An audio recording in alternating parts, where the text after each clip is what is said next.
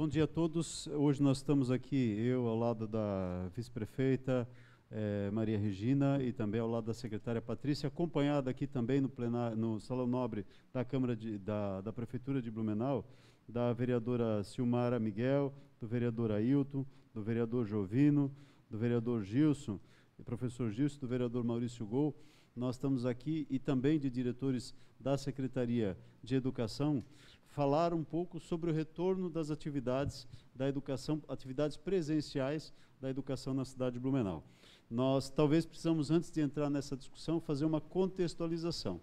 Mas antes disso, eu preciso fazer um registro aqui como prefeito também, desde que nós tivemos o êxito no processo eleitoral e ainda não assumindo como vice-prefeita, a Maria Regina assumiu o bastão de coordenar, junto com a secretária Patrícia, a discussão das atividades finais, aí do processo final, para que a gente pudesse ter a implementação do retorno das atividades educacionais na cidade de Blumenau. Um trabalho extremamente importante, quero fazer aqui meu registro e agradecimento também à vice-prefeita por ter trabalhado e tocado esse processo junto com a secretária Patrícia. Destacar aqui, agradecer também à secretária Patrícia, a todos os diretores da Secretaria de Educação, Maria Luísa, a Ângela, a Sandra, o Adriano, a Gisele, enfim, toda a equipe de diretores que fez um trabalho extremamente importante, cada um na sua área, organizando esse processo, os diretores da Secretaria. Mas precisamos aqui, né, Patrícia, fazer um registro dos coordenadores e toda a equipe de apoio, mas dos diretores das escolas e também da equipe que coordenou o processo do Plancão, que é o plano de contingência do retorno das atividades educacionais, que é uma equipe, uma comissão intersetorial que acompanhou, monitorou esse processo desde o ano passado. Inclusive, é importante destacar aqui, vereador professor Gilson, você acompanhou isso mais de perto naquele momento, com o vereador Jovino, o vereador Ito também já estava como vereador naquele momento, que no ano passado se discutiu o retorno das atividades presenciais e nós já estávamos prontos naquele momento. Houve decisões judiciais e outras intempéries que acabou não permitindo que as atividades retornassem. E quando nós falamos de retorno das atividades educacionais, talvez é importante fazer alguns esclarecimentos primeiros, né? Um deles, todos devem estar falando e questionando, em especial os professores, e com razão, né, a nossa questão da vacina. É a primeira pergunta que vem em relação a isso. Nós, enquanto cidade, temos duas coisas, e aqui, vereadora Cris, bem-vinda também, nós temos duas coisas aqui para destacar que são fundamentais nesse processo. No ano passado, já com apoio da Câmara de Vereadores, nós deixamos reservados 12 milhões de reais na saúde para a compra de doses de vacina, que para serem utilizados para imunizar a nossa população. Claro que, se tivesse a vacina e nós tivéssemos a condição de compra, que não existe neste momento em nenhum lugar do Brasil, nós estaríamos comprando as vacinas para imunizar os nossos professores, para que eles pudessem estar na sala de aula. Mas como é que fica então, prefeito? Os professores hoje, eles estão na 4ª fase prevista dentro do plano de vacinação do governo federal. Recebendo as vacinas, essas vacinas são implementadas e os professores vão estar recebendo, e como nós estamos fazendo, com toda a transparência dos nomes, inclusive no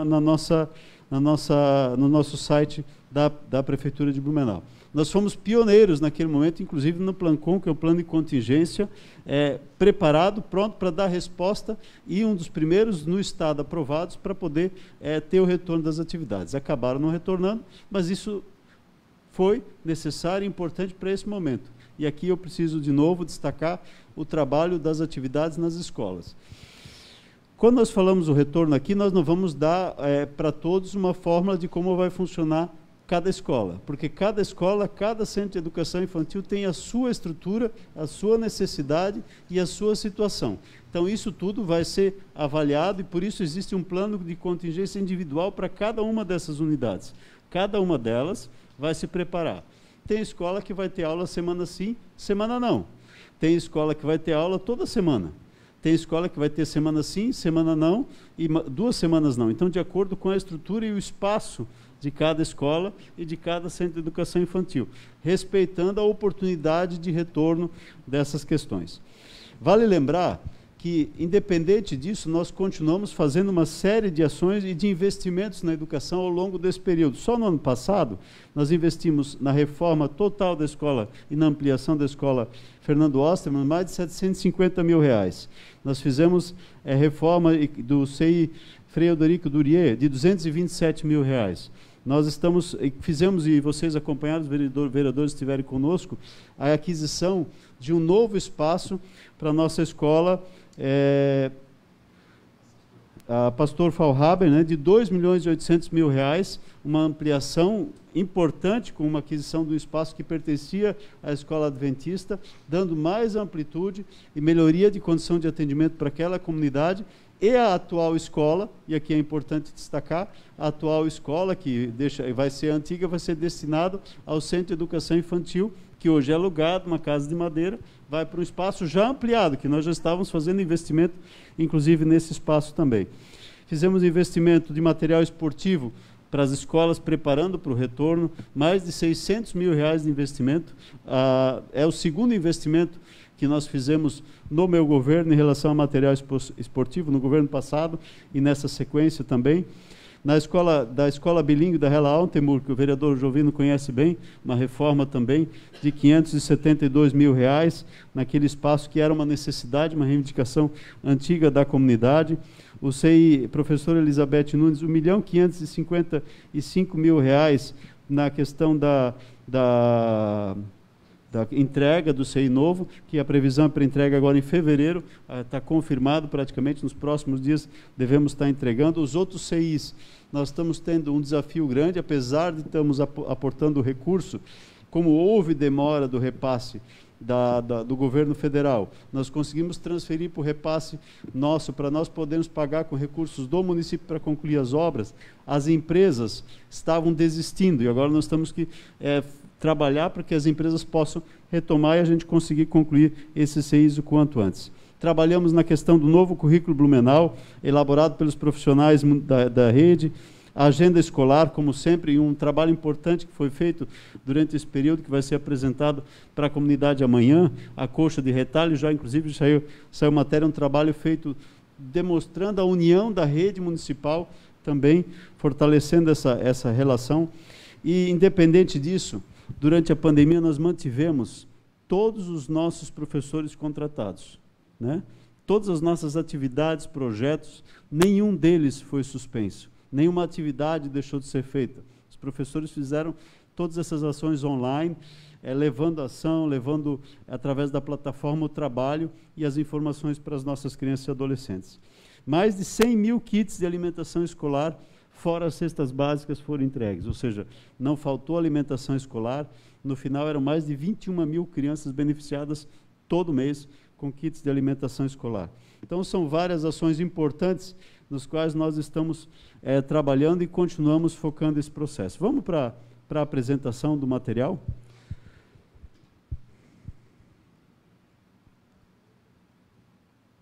Então, quando estamos falando do retorno das atividades escolares, nós precisamos pensar que nós estamos focados em algumas ações. Primeiro, o retorno com segurança. O objetivo aqui é apresentar o plano desenvolvido pela Prefeitura de Blumenau para esse retorno das atividades presenciais a partir do dia 8 de fevereiro, com segurança para pais, estudantes e toda a comunidade escolar. Dentro desse cenário, nós temos algumas questões aqui. Por que estamos voltando às atividades presenciais? Talvez as pessoas estão perguntando e discutindo o porquê disso. Primeiro, porque já há um clamor da própria população, que começou no ano passado, inclusive, do retorno dessas atividades presenciais. Tem pessoas ainda, tem um grupo com desafios, com medo, mas as pesquisas nossas indicam aqui, mostram que mais de quase 70% desejam o retorno das atividades, até pela necessidade familiar e até pela necessidade de convivência dos próprios crianças e adolescentes, que é fundamental nesse processo. E o Brasil inteiro, Santa Catarina, todos estão discutindo, o Estado também vai retornar às atividades. E a pesquisa, como eu disse aqui, de interesse, deixou muito claro isso. Como será o retorno? Abrangendo as atividades presenciais e não presenciais. Isso eu já falei. Cada escola vai ter, de acordo com o seu Plancom, o retorno. Nós temos, se não me falha a memória, cerca de 60 turmas que as atividades vão ser elas vão retornar todo dia, porque ela tem condição de atendimento diário, cada uma dessas turmas. Então, não há problema, não há necessidade de rodízio. E aí, dependendo da escola, pode ser que o rodízio seja semanal, pode ser que o rodízio seja a cada 2 semanas, de acordo com a quantidade e o espaço físico nessa questão. A quem é responsável pelo retorno? Todos nós. O poder público é, sem dúvida, o agente principal, fiscalizador, organizador, mas quem está lá na ponta? Os professores, os diretores, a Secretaria de Educação, mas todos, em especial os pais. Não adianta nós, enquanto Prefeitura de Blumenau, estarmos passando as orientações, não adianta nós, enquanto cidade, estarmos passando as orientações, se os pais dizem, olha, não precisa usar máscara, não precisa usar álcool em gel, não precisa de distanciamento, pode abraçar à vontade. Se esse conceito for levado para o filho, nós vamos ter dificuldade e desafio, inclusive, na manutenção dessa criança na escola, porque ela vai estar, em vez de agregar, ela vai estar trazendo dificuldade, porque talvez o seu colega do lado não vai querer ser abraçado, o seu colega do lado não vai aceitar que ele esteja sem máscara, o seu colega do lado não vai aceitar que ele infrinja as normas, que ele não use o álcool em gel. Então, essa também é uma responsabilidade que os pais precisam estar discutindo e trabalhando com seus filhos para o retorno das atividades. Na sequência, eu quero passar aqui para a secretária Patrícia poder continuar falando sobre isso também, do porquê estamos voltando. Patrícia. Obrigada, prefeito. Quero cumprimentar o prefeito, agradecer pela confiança, agradecer muito também à vice-prefeita Maria Regina, que esteve na coordenação junto com os outros colegas secretários, Paulo aqui presente, Anderson, Procuradoria, e a equipe da Secretaria de Educação. Eu sempre digo, ninguém faz nada sozinho. A equipe esteve, desde o início de janeiro, com os profissionais da educação, e agradecer também aqui os vereadores, o sentimento, prefeito, dos vereadores, de querer mesmo esse retorno com segurança, de encaminhar o WhatsApp, de perguntar como está. Eu sinto essa preocupação que todos querem que dê certo. Isso é fundamental para nós também, porque, como o prefeito falou, existe alguns profissionais com insegurança ou que têm esse receio, é totalmente natural, mas eu quero garantir a todos, houve muito planejamento, o retorno ele vai ser seguro, as famílias que estejam acompanhando, os profissionais, é um novo começo, é um desafio novo. Ninguém no Brasil tem a fórmula certa, ninguém tem o modelo certo, não há evidência científica que comprove o que é o certo, mas há a certeza de um ótimo planejamento e de profissionais comprometidos para que dê certo. Então, isso é fundamental eu trazer na minha fala introdutória, prefeito, porque o esforço de cada profissional, como o senhor falou, desde o ano passado, cada escola já tinha o seu Plancom Edu, cada escola já sabia como ia ser o recreio, como ia ser a entrada, como ia ser a sua saída. Como vai acontecer dia 8? Vários desafios. Teremos, com certeza, mas é a partir desses desafios que a gente vai sentir cada particularidade e nós vamos estar junto com cada unidade. Então, aqui eu quero agradecer a todos que esse sentimento de pertence, para que dê certo, ele é fundamental para todos os nossos estudantes do município de Blumenau. Então, voltando ali, por que nós estamos voltando, Trazer um pouquinho da legislação, de maneira bem rápida aqui. Então, o decreto 1003, de 14 de dezembro de 2020, ele determina que a educação é uma atividade essencial na pandemia. Então, no final do ano, independente da matriz de risco, nós tivemos do governo do Estado que a educação ela passa a ser essencial, até porque no ano de 2020 ficou retorna, não retorna.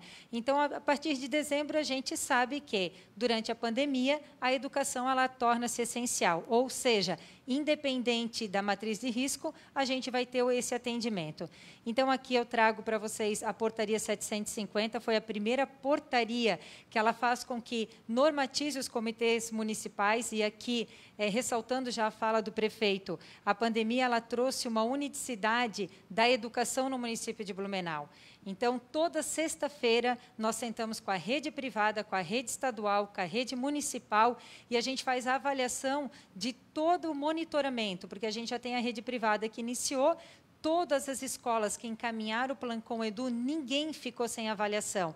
Então, Blumenau não teve nenhuma escola prejudicada, já ano passado que havia retornado, tão logo a gente fazia o encaminhamento. E esse comitê, ele é com a saúde, com a SEMOS, com o Conselho Tutelar, sociedade civil, é um grupo muito comprometido.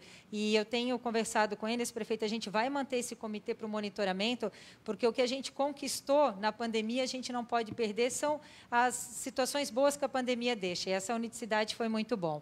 Aí nós temos a Lei 18.032, que ela traz, né, a essencialidade da educação em situação de calamidade pública, o decreto que eu já mencionei, e a Portaria 938, que ela detalha todos os procedimentos pertinentes às atividades educativas escolares.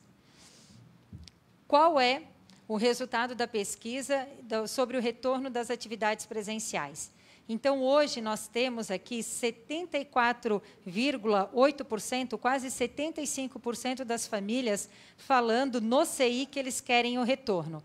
No Centro de Educação Infantil, apenas 25% das famílias não vão deixar que os seus filhos retornem. No ensino fundamental, 63% das famílias desejam o retorno. Aqui eu queria fazer e 37% que não vai retornar. Se nós olharmos os gráficos da nossa pesquisa do ano passado, ele era o contrário. Ano passado, a gente tinha o inverso desses gráficos. Então, aqui mostra que os pais, né, o total de 36 mil alunos, apenas 32% que vão manter as atividades remotas. Ou seja, 67% das famílias se sentem seguras que o seu filho retorne às atividades presenciais. Então, a gente teve, sim, não é só pela legislação, mas as próprias famílias começaram, né, a introduzir que precisa retornar, tudo retornou, e a escola também vai ser um ambiente seguro. Como será o retorno? Então, aqui, será feito, né, com total segurança, conforme a realidade de cada unidade. Aqui eu preciso deixar muito claro, não terá modelo único no Brasil e nem no município, nem em Santa Catarina. Cada escola de Blumenau, cada centro de educação infantil, dentro do seu Plancom, Edu, vai ter uma forma de atendimento, uma forma de alimentação, uma forma de entrada e de saída dos seus estudantes.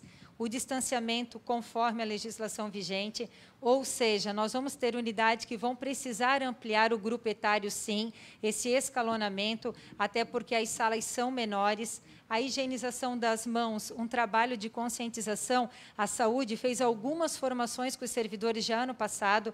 Muita gente fala do álcool em gel, distanciamento, mas a lavagem das mãos é essencial. Então, a gente vai trabalhar. Foi feito um material também produzido pela SECOM, que a gente vai colar cartazes, já está sendo colado nas unidades para essa conscientização. Vai ser feita a aferição da temperatura na entrada dos estudantes das unidades. Então, aquela criança que ela tiver com uma temperatura acima de 37,8, já tem uma sala em cada unidade que ela já vai ser direcionada para o retorno da sua casa, e a aquisição de equipamentos e proteção individual de EPI. Aqui a gente tem que lembrar que, muitas vezes, o que é obrigatório e o que é o desejável, né? O obrigatório é o uso da máscara, a lavagem de mãos, o distanciamento e a aferição da temperatura. Isso que é o obrigatório, que está dentro do protocolo do governo do Estado. Alternância de grupos, como o prefeito já colocou para nós também, para evitar aglomeração. O ensino híbrido, digitais e material impresso. Ainda a gente vai ter famílias, naquele 32%, que não vão desejar o retorno presencial e não têm acesso à plataforma, que vão estar pegando o material impresso, né, e intercalando as atividades com a Google Sala de Aula. Adequação da capacidade de cada instituição quanto à ocupação, ou seja, lá no ano passado, a escola e o Centro de Educação Infantil já sabia quantas crianças e adolescentes eles poderiam atender, porque o distanciamento é 1,5 m. E aqui, reforçando, né, o que diz a matriz de risco? Hoje, nós estamos no grave. Não há porcentagem de limite para o atendimento. Ou seja, se a escola ou o Centro de Educação Infantil tem uma sala ampla que comporte a capacidade, ele vai atender 100%. Se nós voltarmos para o gravíssimo, a gente vai poder atender até 50%. Então, como a gente está no grave, não chega a atender, poucas vão atender 100%, mas algumas vão conseguir a partir da sua realidade. E quem não voltar? Essa é a pergunta que muitos pais estão fazendo para nós. Quem não voltar tem direito de escolha de não voltar? Tem. Hoje, o decreto ele é claro, ele dá essa possibilidade para a família escolher. Os pais que optarem por manter as atividades não presenciais para os seus filhos terão à disposição a plataforma ou material físico, como eu já mencionei anteriormente, né? E os alunos de risco, considerado aluno de risco, e os profissionais também vão manter em atividades remotas. Alimentação e transporte. O Centro de Referência da Assistência Social, o CRAS, que fará a entrega do kit de alimentação para as famílias cadastradas no Bolsa Família. Antes era através da unidade, agora volta para o CRAS. Né? As crianças que são do Bolsa Família vão estar recebendo e vão estar procurando através dos centros. E todos os estudantes que tiverem direito, né, do transporte escolar será garantido conforme a legislação também. Alternância de grupo. Como que vai acontecer essa alternância de grupo? Devido à necessidade de respeitar o distanciamento, né, e a capacidade, como a gente já mencionou, as turmas deverão ser divididas em grupos com atividades presenciais e não presenciais. Aqui a gente trouxe uma ilustração de um desafio de uma sala de centro de educação infantil pequeno. Esse CI, porque na educação infantil a gente não tem as carteiras que a gente faz o distanciamento, mas a gente não pode colocar um número superior, ou seja, cada sala, cada turma foi medida, cada diretor, cada profissional mediu a sua sala, fez a divisão conforme o Plancom Edu para que não tivesse nenhuma superlotação.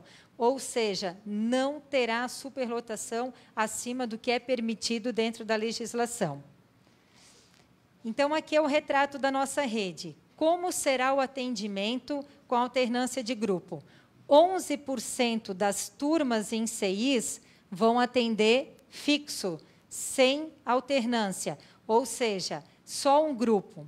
48% das turmas terão 2 grupos, 32%, 3 grupos, e 9%, uma porcentagem mais baixa, seria 4 grupos. Já nas escolas, o máximo são 3 grupos. 25% vai manter sem a alternância, 63% vai ser uma semana com aula e a outra semana de maneira online ou material físico, e 8% 3 grupos. Pode mudar essa porcentagem? Pode. Só que ela só pode mudar a partir do momento que o pai demonstrar interesse. E o pai ele não pode mudar a cada dia. Dentro da legislação, o pai, a cada 15 dias, ele tem que assinar um termo e ele tem que demonstrar esse interesse. E não é ele chegando na unidade que a gente já vai mudar, até porque a escola e o SEI precisa ter uma organização. Quando o pai se dirigir na unidade e dizer, ó, agora eu estou me sentindo seguro, eu quero retornar presencial, a escola tem 7 dias para se auto-organizar nos grupos, porque pode mudar essa porcentagem para fazer a mudança. Aqui a responsabilidade, o prefeito mencionou muito bem, todos nós somos responsáveis. O que compete à CEMED? Garantir à Secretaria de Educação um retorno dentro da legislação, com segurança dentro das instituições de ensino e na plataforma. Eu volto a afirmar, não haverá superlotação, seja pressão da família que não tem escalonamento, seja pressão, nós, neste momento, vamos manter a legislação para garantia dos servidores e dos estudantes do município. Das instituições de ensino, garantir e fiscalizar as normas sanitárias vigentes, de acordo com o plano de contingência de cada instituição de ensino. Dos pais, os pais eles têm que encaminhar os seus filhos já com máscara para as unidades, até porque é uma legislação vigente, salvo as crianças até 2 anos que não têm essa necessidade. É fundamental que nenhuma criança não vai nem poder entrar na escola e no centro de educação infantil se não tiver com a máscara, porque é o uso obrigatório. E também manter esse retorno dos pais, além das máscaras que eles ganharam já na entrega de kit de alimentação, os que precisarem, a gente vai ter uma reserva nas unidades, mas a conscientização é que as famílias encaminhem. E a responsabilidade das famílias também não encaminhar as crianças que já apresentarem um nível de temperatura maior, um mal-estar, até para que a gente não tenha, né, necessidade de entregar e já está levando a criança para casa novamente. E é o dever também dos pais procurar as instituições, como eu mencionei, caso alterar a situação de estudante. Isso tem que ficar muito forte, porque os pais, quando as aulas iniciarem dia 8, pode dar uma mistura de sentimento. Alguns que estavam presencial podem querer voltar para a plataforma, os que estejam na plataforma podem se sentir seguros, mas isso não pode ser do dia para a noite. Tem que ser planejado. E não é a escola que vai perguntar para a família, é a família que tem que procurar a instituição, até porque está dentro da legislação e a gente precisa ter uma organização. Diante dessa apresentação, né, prefeito, deixar bem claro que, quando a gente fez esse grupo etário, quando a gente fez essas alternância, não foi a Secretaria de Educação.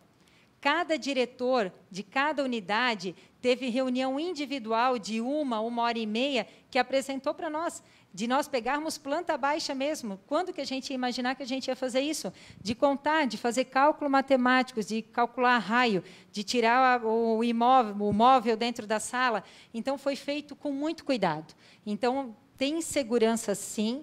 A gente vai estar acompanhando, tem desafio, sim, mas o que eu preciso deixar muito claro: houve planejamento, nós estamos preparados para atender com segurança e, a partir de segunda-feira, nós vamos ajustar os desafios que eles vão aparecer, que é totalmente natural.